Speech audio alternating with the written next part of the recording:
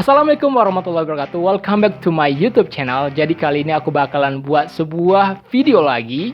Sudah lama nggak upload video, udah hampir 1 tahun dah mungkin ya, hampir 7 bulan lah aku nggak buat video. Karena aku pengen fokus lagi ke dunia YouTube. Terima kasih buat teman-teman yang masih tonton nih video aku ini. Jadi kali ini aku bakalan buat segmen yang berbeda, yaitu aku bakalan fokus ke sebuah cerita, itu tentang segmennya fakta atau mitos. Seperti teman-teman sudah lihat di thumbnail tersebut, aku bakalan bawa sebuah tentang mak lampir.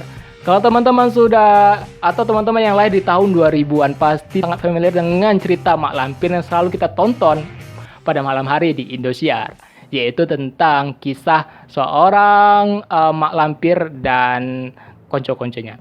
Mungkin ada berbagai cerita yang mungkin teman-teman kurang tahu asal mula dari mak lampir itu siapa dan gimana ceritanya bisa menjadi seorang mak lampir. Jadi langsung aja aku bakalan cerita buat teman-teman, mengasih tahu informasi itu. Mak lampir sebenarnya adalah berasal dari negara luar, yaitu berasal dari negara Vietnam yang bernama Kerajaan Champan pada abad ke-7 pada tahun 1832. Mak lampir adalah seorang putri raja yang sangat cantik rupawan, pemalu, dan sangat disegani oleh berbagai kerajaan di luar negeri, yaitu di Vietnam ya gitu. Jadi mak lampir tersebut, singkat ceritanya, sudah dewasa mak lampir jatuh cinta kepada seorang pengembara yang orang-orang sebut namanya ada Panglima Kumbang. Dan nama mak lampir tersebut sebenarnya adalah menurut artikel yang aku baca, mak lampir tersebut namanya adalah Siti Maimunah Lampir. Jadi ada Siti Maimunah Lampir. Oke. Jadi setelah dewasa mak lampir jatuh cinta kepada seorang pengembara yang bernama Panglima Kumbang. Dan karena cintanya semakin dalam, namun ternyata Panglima Kumbang adalah backgroundnya adalah berasal bukan dari manusia, setengah manusia, setengah siluman gitu. Jadi karena mendengar cerita tersebut dan mengetahui latar belakang dari Panglima Kumbang, akhirnya sang keluarga dari kerajaan Champan tersebut tidak merestui cinta mak lampir dan si Panglima Kumbang. Singkat ceritanya mak lampir tuh kayak broken heart lah karena tidak direstui oleh si kerajaan tersebut. Dan mak lampir pun memutuskan untuk hijrah atau pergi meninggalkan kerajaan agar bisa berjumpa dengan sang pujaan hati, sang pelipu lara. Jadi mak lampir pun pergi betapa di sebuah gunung yang terletak di Indonesia, di Gunung Merapi di Sumatera Barat. Dan di sana mak lampir melakukan ritual betapa yang berniat bakalan masuk ke dunia siluman tersebut yang bernama dunia siluman, yaitu dunia si Panglima Kumbang. Namun sudah berbagai cara mak lampir coba untuk masuk ke dunia tersebut, namun tidak bisa gitu. Dan akhirnya mak lampir pun menemui salah satu petapa juga yang ada di Gunung Merapi tersebut yang bernama Mbah Serintil. Mbah Serintil tersebut berasal dari Pulau Jawa dan dia bertapa di Gunung Merapi. Itu menurut ceritanya gitu. Dan karena mak lampir juga belajar sama Mbah Serintil ini sudah lama, dan akhirnya mak lampir pun mendapatkan ilmu mandraguna dan menjadi seorang putri raja memiliki kemampuan yang sangat tinggi di dunia ilmu hitam gitu. Dan akhirnya mak lampir pun berhasil masuk ke dunia siluman, yaitu di dunia Panglima Kumbang.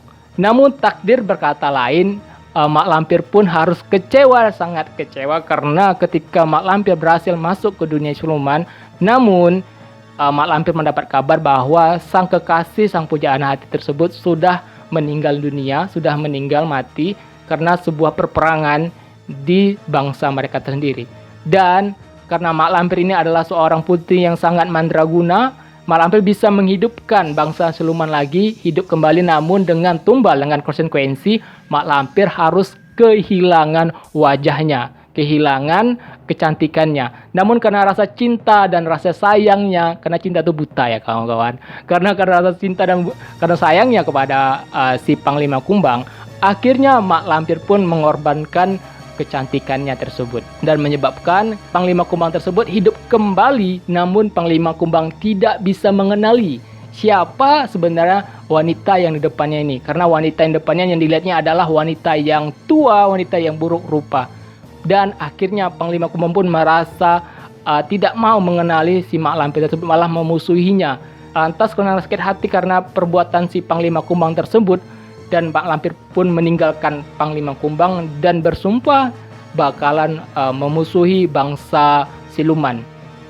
Dan akhirnya Mak Lampir tersebut pun hijrah ke Gunung Merapi yang berada di Jawa.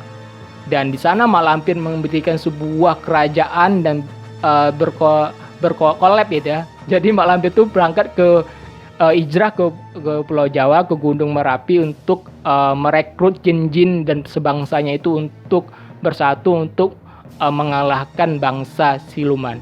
Hingga kabarnya, mitosnya hingga saat ini, Mak Lampir tersebut masih hidup dan menjadi legenda di Indonesia, terutama di Sumatera Barat dan di Jawa juga. Dan Mak Lampir itu masih tetap mengganggu orang-orang yang mendaki, terutama membawa pasangan yang ada di Gunung Merapi di Pulau Jawa.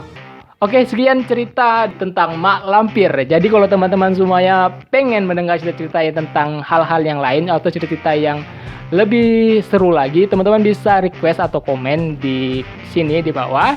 Jangan lupa like, comment, and subscribe. Oke, see you, bye-bye, and stay positive.